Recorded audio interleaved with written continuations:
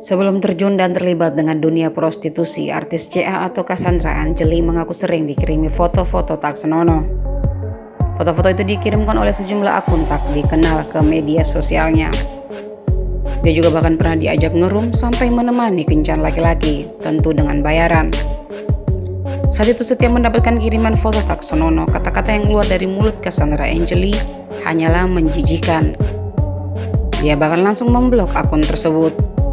Kini Cassandra Angeli mengaku sudah 5 kali menjajakan tubuhnya untuk pria hidung belang dengan bayaran sekali main 30 juta rupiah.